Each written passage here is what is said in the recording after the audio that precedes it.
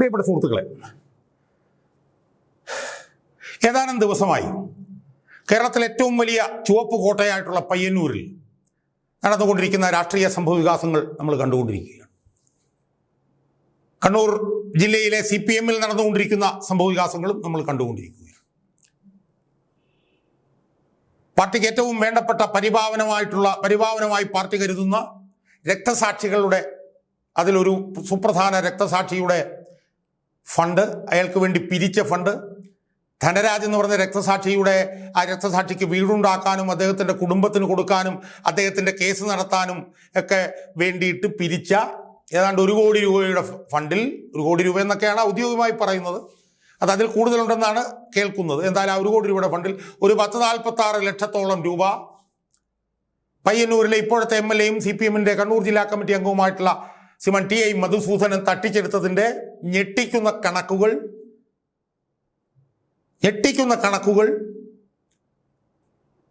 ദീർഘകാലം പയ്യന്നൂരിലെ area secretary ആയിരുന്ന 50 വർഷക്കാലമായി ഈ പാർട്ടിയിൽ പ്രവർത്തിക്കുന്ന സാത്വികനും പരിശുദ്ധനുമായിട്ടുള്ള സഖാവ് V കുഞ്ഞികൃഷ്ണൻ പുറത്തു കൊണ്ടുവന്നതുമായി ബന്ധപ്പെട്ടിട്ടുള്ള സംഭവവികാസങ്ങൾ നമ്മൾ കണ്ടുകൊണ്ടിരിക്കുകയാണ്. 2022 മുതൽ ഈ വിഷയം പാർട്ടിയിൽ അവതരിപ്പിക്കാൻ വേണ്ടിയിട്ട് കുഞ്ഞികൃഷ്ണൻ ശ്രമിച്ചുകൊണ്ടിരിക്കുകയാണ്. അതിൽ ദയനീയമായി പരാജയപ്പെട്ടതിനെ തുടർന്നും ഈ രക്തസാക്ഷി ഫണ്ട് കൊള്ളയടിച്ച TI മധുസൂദനൊപ്പമാണ്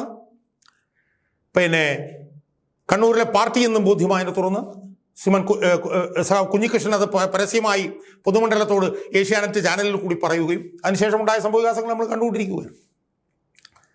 പയ്യന്നൂരിലെ പാർട്ടിയിൽ അതുണ്ടാക്കിക്കൊണ്ടിരിക്കുന്ന പ്രത്യാഘാതങ്ങൾ എന്താണെന്ന് നമ്മൾ കണ്ടുകൊണ്ടിരിക്കുകയാണ്. പരസ്യമായി ജനങ്ങൾ കുഞ്ഞികൃഷ്ണൻ അനുകൂലമായി അവിടെ അണിനിരന്നുകൊണ്ടിരിക്കുന്നു.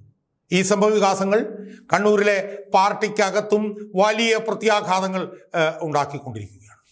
പാർട്ടി നേതൃത്വം കള്ളന്മാർക്കും കൊള്ളക്കാർക്കും പിടിച്ചുപറിക്കാർക്കും അനുകൂലമായിട്ടാണ് നിൽക്കുന്നത് എന്നുള്ള തോന്നൽ കണ്ണൂരിലെ അടിത്തട്ടിലെ പാർട്ടി അണികളുടെ ഇടയിൽ ശക്തമായി കൊണ്ടിരിക്കുന്നതാണ് നമ്മൾ ദിവസവും കണ്ടുകൊണ്ടിരിക്കുന്നത്. സുഹൃത്തുക്കളെ, ഈ വിഷയം ചർച്ച ചെയ്യാൻ വേണ്ടിയിട്ട്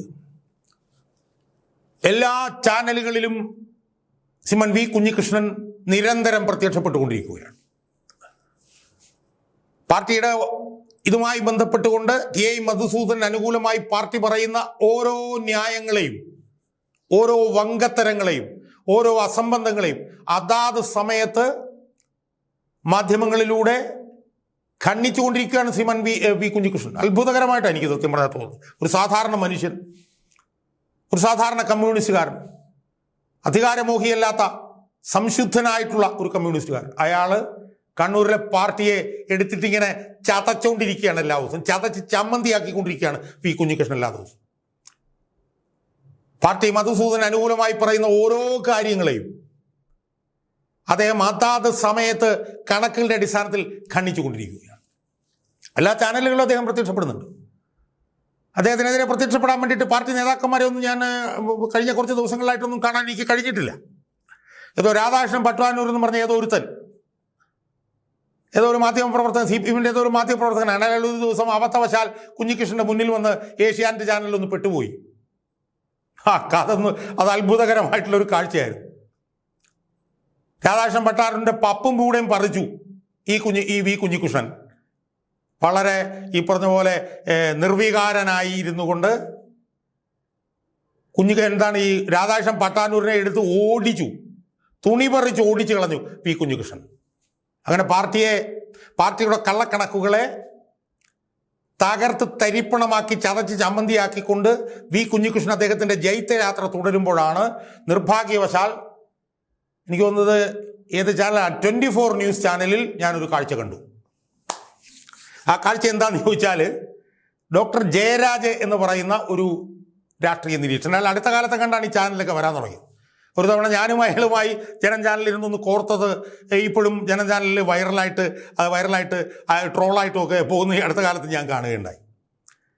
അയാൾ ഈ പറഞ്ഞതുപോലെ അയാൾ ആരാണ് എന്താണെന്ന് എനിക്കറിയില്ല. അയാൾ എന്തോ ഈ മാർക്സിസവും ലെനിനിസവും ഒക്കെ അരച്ച് കലക്കി കുടിച്ച് ഏതോ ഒരു കോളേജ് പ്രൊഫസറാണ് എന്നാണ് കേൾക്കുന്നത്. അത്ഭുതം തോന്നി. ഇതുപോലൊരു മനുഷ്യന് പ്രൊഫസർഷിപ്പും അല്ലെങ്കിൽ ഡോക്ടറേറ്റും ഒക്കെ കൊടുത്തു എന്ന് പറഞ്ഞ് ഞാൻ കൈകൂപ്പിപ്പോയി ആ കൊടുത്തയാളെ. അവിടെ അത്രയ്ക്കും പൊട്ടത്തരവും അസംബന്ധവുമാണ് ഇയാൾ വിളിച്ചു പറഞ്ഞുകൊണ്ടിരിക്കുന്നത്. ഞാൻ അബദ്ധവശാൽ കഴിഞ്ഞ ദിവസം 24 ന്യൂസിലെ ഏതൊരു വീഡിയോ ഞാനിങ്ങനെ കണ്ടപ്പോൾ ആ വീഡിയോയിൽ ഒരു വശത്ത് ഇയാൾ ഇരിപ്പുണ്ട്, മറുവശത്ത് വി കുഞ്ഞികൃഷ്ണൻ സഖാവ് ഇരിപ്പുണ്ട്. ഇയാൾ അതിനകത്ത് കുറേ കാര്യങ്ങൾ തട്ടിവിടുന്നത് എനിക്ക് കാണേണ്ടി വന്നു സുഹൃത്തുക്കളെ. നിർഭാഗ്യകരമായിട്ടുള്ളൊരു അനുഭവമായി പോയി, എനിക്കത് കാണേണ്ടി വന്നു. ഞാൻ ആ ചർച്ചയിൽ അയാൾ പറഞ്ഞ കാര്യങ്ങൾ എൻ്റെ പ്രേക്ഷകരെ ഒന്ന് കേൾപ്പിക്കാൻ പോവുകയാണ്. സത്യം പറഞ്ഞാൽ ഞാൻ എൻ്റെ പ്രേക്ഷകരോട് ചെയ്യുന്ന ഒരു കൊടും പാതകമാണെങ്കിൽ പോലും എനിക്ക് എൻ്റെ പ്രേക്ഷകരെ അതൊന്ന് കേൾപ്പിച്ചേ മതിയാവൂ. കാരണം ഇതുപോലുള്ള പൊട്ടന്മാര്, ഇതുപോലെയുള്ള രാഷ്ട്രീയ നിരീക്ഷകരെന്നും പറഞ്ഞു വരുന്ന കാൽ പൈസയുടെ വിവരമില്ലാത്ത കുറെ പൊട്ടന്മാരാണ് സത്യം പറഞ്ഞാൽ CPM-നെ ഈ അവസ്ഥയിൽ കൊണ്ട് എത്തിച്ചത് എന്ന് ഒന്ന് തെളിയിക്കാൻ വേണ്ടിയിട്ടാണ് ഞാൻ ഈ ജയരാജ് എന്ന് പറഞ്ഞ ഇയാള് തട്ടിമൂളിക്കുന്ന അസംബന്ധങ്ങൾ, പൊട്ടത്തരങ്ങൾ എൻ്റെ പ്രേക്ഷകരെ ഞാനൊന്ന് കേൾപ്പിക്കാൻ പോകും. സുഹൃത്തുക്കളെ, നമുക്കറിയാമല്ലോ കഴിഞ്ഞ കുറച്ച് കാലങ്ങളായി ഈ CPM ചെയ്യുന്ന വൃത്തികേടുകളെ ന്യായീകരിക്കാൻ വേണ്ടിയിട്ട് CPM നേതാക്കന്മാർക്ക് പോലും പോകാൻ പറ്റാത്ത സ്ഥിതി വന്നപ്പോൾ 2-3 രാഷ്ട്രീയ നിരീക്ഷകരെ നമ്മുടെ മുമ്പിൽ പ്രത്യക്ഷപ്പെട്ടിരുന്നു. അതിലൊരുത്തനാണ് ഈ ജയരാജ് എന്ന് പറഞ്ഞ ഇയാള് സത്യം പറഞ്ഞാൽ അത് കേൾക്കുമ്പോൾ നിങ്ങൾക്ക് മനസ്സിലാവും. രണ്ടാമത്തെ ആളുടെ പേര് റെജി ലൂക്കോസ് എന്നായിരുന്നു. അയാളും ഈ അസംബന്ധങ്ങൾ വെട്ടിവിടുകയായിരുന്നു തട്ടിവിടുകയായിരുന്നു അയാളുടെ പ്രധാനപ്പെട്ട പണി. അയാളെ നമ്മൾ നോക്കുമ്പോൾ ഒരു സുപ്രഭാതത്തിൽ BJP-യിലേക്ക് അയാളങ്ങ് പോയി. രാജീവ് ചന്ദ്രശേഖരെ പോയി കെട്ടിപ്പിടിച്ചു. അയാൾ കോൺഗ്രസിലേക്കോ കേരള കോൺഗ്രസിലേക്കോ ഒന്നുമല്ല പോയത്, അയാൾ നേരെ BJP-യിലേക്ക് അങ്ങ് പോയി. വേറൊരാളുടെ പേര് BN ഹസ്കർ എന്നറിഞ്ഞു, കൊല്ലത്തുള്ളൊരു അഡ്വക്കേറ്റ്. അദ്ദേഹവും ഈ CPM-നെ ന്യായീകരിക്കാൻ വേണ്ടിയിട്ട് ചാനലുകളൊക്കെ വരുമായിരുന്നു. ഞാനും ഹസ്കറുമായിട്ടൊക്കെ തന്നെ വലിയ തോതിലുള്ള തർക്കത്തിൽ ഞങ്ങൾ ഏർപ്പെട്ടിട്ടുണ്ട്. പക്ഷേ അയാൾ വളരെ സാത്വികനായിട്ടുള്ളൊരു മനുഷ്യനാണ്. ഈ പറഞ്ഞ പോലെ വളരെ വൈകാരികമായിട്ട് പ്രതികരിക്കുന്ന ഒരാളൊന്നുമല്ല. പക്ഷേ അയാൾ ആണ് കഴിഞ്ഞ കുറച്ച് കാലങ്ങളായി ഈ CPM-നെ ഈ പറഞ്ഞതുപോലെ ചാനലുകളിൽ വന്ന് പ്രതിരോധിക്കാൻ വേണ്ടിയിട്ട് ശ്രമിച്ചുകൊണ്ടിരുന്നത്. അയാൾ അതിൽ പരാജയപ്പെടുമായിരുന്നു എന്നുള്ളത് വസ്തുത, എന്നാൽ ശ്രമിച്ചുകൊണ്ടിരുന്ന ആ BN ഹസ്കറിന് പോലും ഈ അടുത്ത കാലത്തുണ്ടായിട്ടുള്ളത് ഞെട്ടിക്കുന്ന മാനസാന്തരമാണ്. അയാൾക്ക് മനസ്സിലായി ഈ CPM രക്ഷപ്പെടാത്ത പാർട്ടിയാണ്. ഈ CPM ജീർണിച്ച് തുരുമ്പെടുത്ത് ചതഞ്ഞില്ലാതായി പോവുകയാണെന്നുള്ളത് BN ഹസ്കറിന് മനസ്സിലായി. വെള്ളാപ്പള്ളി നടേശനെ പിണറായി വിജയനും സംഘവും ചേർന്ന് അനവസരത്തിൽ അയാളുടെ വൃത്തികെട്ട വർഗീയതയെ പിന്തുണയ്ക്കുന്നത് കണ്ടപ്പോൾ ഹസ്കറിന് പോലും സഹിച്ചില്ല. ഹസ്കർ നിലപാട് മാറ്റി. ഹസ്കർ ഇപ്പോൾ CPM-നെതിരായിട്ട് ശക്തമായി, CPM-ന്റെ ജീർണതയ്ക്കെതിരായി ശക്തമായി സംസാരിക്കുന്ന ഒരു മുഖമായി ഇന്ന് ചാനലിലൊക്കെ നമ്മൾ കണ്ടുകൊണ്ടിരിക്കുകയാണ്. അപ്പോൾ റെജി ലൂക്കോസ് BJP-യിലേക്ക് പോയി. ഹസ്കറിന് അദ്ദേഹത്തിൻ്റെ നിലപാട് മാറ്റി അദ്ദേഹം വസ്തുനിഷ്ഠമായിട്ടുള്ള അഭിപ്രായങ്ങൾ പറഞ്ഞിപ്പോൾ ചാനലിലുണ്ട്. അങ്ങനെ ഇവരൊക്കെ പോയപ്പോൾ ആ സ്ഥാനത്തേക്കെന്നാ കയറി ഇരുന്നേക്കാ എന്ന് പറഞ്ഞ് വന്ന ഒരു മഹാമനുഷ്യനാണ് ഡോക്ടർ ജയരാജ്.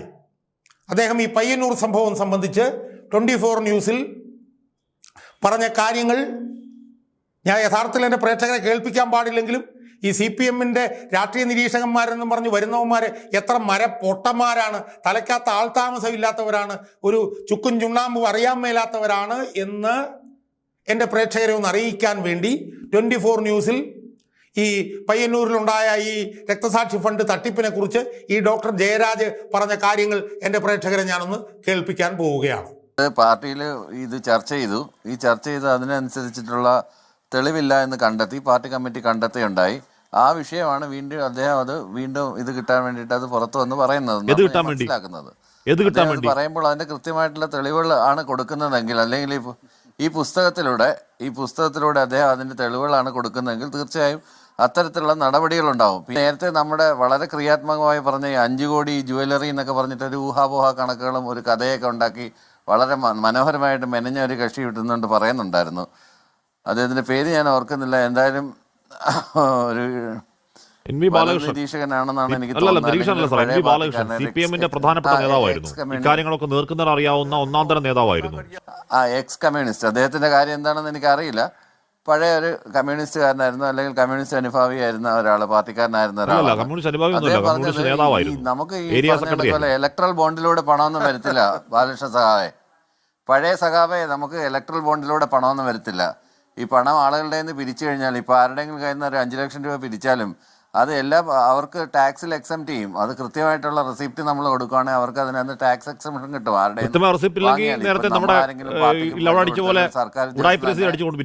അതിന് പിന്നെ കള്ളപ്പണോ വെള്ളപ്പണത്തിൻ്റെ ഒന്നും പ്രശ്നം വരുന്നില്ല. ഈ ഹാഷ്മി, ഇതൊരു മാർക്സിസ്റ്റ് ലെനിനിസ്റ്റ് പാർട്ടിയാണ്. What is to be done എന്ന് പറഞ്ഞിട്ടുള്ള ലെനിൻ്റെ ലേഖനത്തിൽ പ്രത്യേകം പറയുന്നുണ്ട്, freedom of criticism but unity of action. ഇത് ഏത് സമയത്താണ്, ഏത് സന്ദർഭത്തിലാണ്? നേരത്തെ അദ്ദേഹം പറഞ്ഞ വാക്കുകളൊക്കെ നമുക്ക് മുഖവിലേക്ക് എടുത്താൽ തന്നെ അദ്ദേഹം കൃത്യമായിട്ടുള്ള കണക്കുകൾ ചോദിച്ചു, ആ കണക്കിനകത്ത് മിസ്അപ്രോപ്രിയേഷൻ ഓഫ് ഫണ്ട്സ് കണ്ടു എന്നുണ്ടെങ്കിൽ അതിൻ്റെ തെളിവുകൾ അദ്ദേഹം ഹാജരാക്കി. ഇപ്പോഴും അദ്ദേഹത്തിന് വേണമെങ്കിൽ ഹാജരാക്കാമല്ലോ. ഇത് പാർട്ടി കമ്മിറ്റികളിൽ അദ്ദേഹം ഒരു ഏരിയ സെക്രട്ടറി ആയിട്ടിരുന്ന ആളാണ്, ജില്ലാ കമ്മിറ്റി മെമ്പറായിട്ടിരുന്ന ആളാണ്. അദ്ദേഹത്തിന് അറിയാമല്ലോ പാർട്ടിയുടെ സംഘടന. ഒരു സാധാരണ മെമ്പറായിട്ടുള്ള എനിക്ക് തന്നെ അറിയാം എന്താണ് പാർട്ടി നടപടി എന്നുള്ളത്.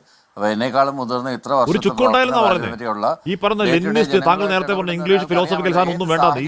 ഇവിടെ പ്രശ്നം എന്താണ്? ഇവിടെ പ്രശ്നം പൈസ അടിച്ചുമാറ്റിയ പൈസ ഏതാണ്? രക്തസാക്ഷി ഫണ്ട് അടിച്ചുമാറ്റി. രക്തസാക്ഷി ഫണ്ട് ആരാണ്? രക്തസാക്ഷി പാർട്ടിയുടെ ദീപങ്ങൾ എന്ന് കരുതുന്ന രക്തസാക്ഷി മുദ്രാവാക്യം വിളിക്കുന്നത് രക്തസാക്ഷിയുടെ പൈസ അടിച്ചുമാറ്റി മുക്കി എന്ന ആരോപണം. അതുകൊണ്ട് ഒരുപാട് സൈദ്ധാന്തികനായ അവിടെ നിൽക്കട്ടെ. ചോദ്യം, ശ്രീ വി കുഞ്ഞികൃഷ്ണൻ ഓഡിറ്ററാണ്, അദ്ദേഹത്തിന് ഈ പണി നന്നായി അറിയാവുന്ന ആളാണ്, ആ തട്ടിപ്പ് കണ്ടുപിടിച്ച ആളാണ്. രേഖാപനം ഈ പേപ്പർ അടക്കം തിരിച്ചു വരാത്ത കൗണ്ടർ ഫയൽ അടക്കം ഈ പറഞ്ഞ കമ്മിറ്റികൾ പറഞ്ഞതാണ്. ഒരു ചുക്ക ഉണ്ടാകത്തോണ്ടാണ് പുറത്തുനിന്ന് പറയുന്നേ. എന്നിട്ട് അങ്ങ് പറയാണ് ഒന്നും വെച്ചില്ല എന്ന് പറയാണോ? രേഖ വെച്ചില്ലെന്ന് പറയാണോ? അല്ല, അദ്ദേഹം അത് മാധ്യമങ്ങളുമായിട്ട് ഇത്രയും പറഞ്ഞെങ്കിൽ ആ കണക്കുകളോട് അങ്ങ് പുറത്തു വിട്ടിട്ടെന്നേ. അദ്ദേഹത്തിന് അത്ര ധൈര്യമുള്ള ആളാണെങ്കിൽ, താൻ പറയുന്ന കാര്യങ്ങൾ ഉറച്ചു നിൽക്കുന്നുണ്ടെങ്കിൽ ഞാൻ അയാളെ വെല്ലുവിളിക്കുകയാണ്. അയാളൊന്നും പറയല്ലേ? ഇവിടെ ഈ ചർച്ചയ്ക്ക് സി പി എം ആളെ വിടുന്നില്ല. ഞാൻ പറയാണ്, ഇവിടെ ഈ ചർച്ചയ്ക്ക് സി പി എം ആളെ വിടും. എന്തുകൊണ്ടാ? ആ കുഞ്ഞികൃഷ്ണൻ അയാൾക്ക് മറുപടി ഇല്ലാത്തോണ്ടാ. അദ്ദേഹം ആ കണക്കുകൾ മാധ്യമത്തിന് മുമ്പിൽ വെക്കട്ടെ. ഈ മാധ്യമത്തിന് മുമ്പിൽ ഇത്രയും നേരം സംസാരിച്ചില്ലേ? ആ കണക്കുകളുണ്ടെന്ന് നാണാ പൈസ അങ്ങോട്ട് പറയട്ടെ. മാധ്യമങ്ങളുടെ മുമ്പിൽ നിന്ന് പറയട്ടെ. അല്ലെങ്കിൽ മാധ്യമത്തിന് നാളെ വേണമെങ്കിൽ മനോരമയ്ക്ക് കൊടുക്കാം, വേറെ ഏതെങ്കിലും മാധ്യമങ്ങൾ കൊടുക്കാം. ഇതാണ് ഞാൻ അവതരിപ്പിച്ച കണക്ക്, എന്റെ കയ്യിലുള്ള തെളിവുകൾ ഇതൊക്കെയാണ്. ഡോക്ടർ ജയരാജ് ഇവിടെ 50 വർഷം ചെറുപ്പകാലം മുതൽ പാർട്ടിക്ക് ഒരു ആയുഷ്കാലം ജീവിച്ച് പാർട്ടിക്ക് ഒരു ആയുസ് മുഴുവൻ കൊടുത്ത് 5 നയാ പൈസ ഉണ്ടാക്കാത്ത ഒരു മനുഷ്യന്റെ ധാർമ്മികതയെ വെല്ലുവിളിക്കല്ലേ? ഒരു മനുഷ്യന്റെ ധാർമ്മികാടിത്തറയെ വെല്ലുവിളിക്കല്ലേ ശ്രീ ജയരാജ്? ഒരു മനുഷ്യന്റെ ധാർമ്മികാടിത്തറയെ വെല്ലുവിളിക്കല്ലേ? ഇവിടെ K Ragesh, M P Jayarajan വരെ ഉത്തരവില്ലാതെ വിറച്ചിരിക്കുക. അപ്പോഴാണ് താങ്കൾ വെല്ലുവിളിക്കുന്നതല്ല, ഇതിനകത്ത് ധാർമ്മികത എന്നല്ല ഇതിനകത്തുള്ള വിഷയം. എവിടെ പറഞ്ഞു എന്നുള്ളത് തന്നെയാണ് വിഷയം. വെച്ചിട്ടുണ്ട്, പുറത്തും പറഞ്ഞു. ഇപ്പോ കുഞ്ഞികൃഷ്ണൻ അങ്ങ് രേഖ പുറത്തോടെ തയ്യാറുണ്ടോന്നാണ് വെല്ലുവിളി.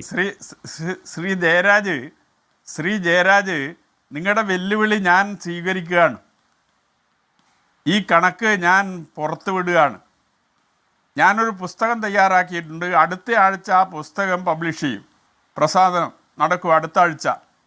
ആ പുസ്തകത്തിൽ ഈ കണക്കുകളെല്ലാം വളരെ കൃത്യമായി രേഖപ്പെടുത്തിയിട്ടുണ്ട്.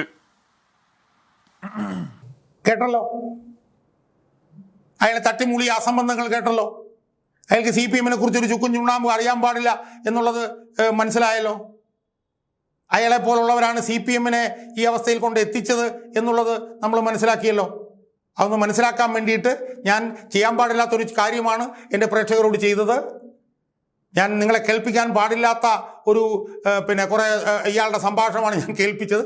അതിനൊന്ന് ക്ഷമ പറഞ്ഞുകൊണ്ട് ഈ സി പി എം എങ്ങോട്ടാണ് പോകുന്നത് എന്നത് ഈ ജയരാജനെ പോലുള്ളവന്മാരുടെ പ്രതികരണം കേൾക്കുമ്പോൾ നമുക്ക് ബോധ്യമാകുന്നുണ്ടല്ലോ ഒന്നുകൂടി പറഞ്ഞുകൊണ്ട് ഞാൻ എൻ്റെ ഈ വീഡിയോ അവസാനിപ്പിക്കുകയാണ്.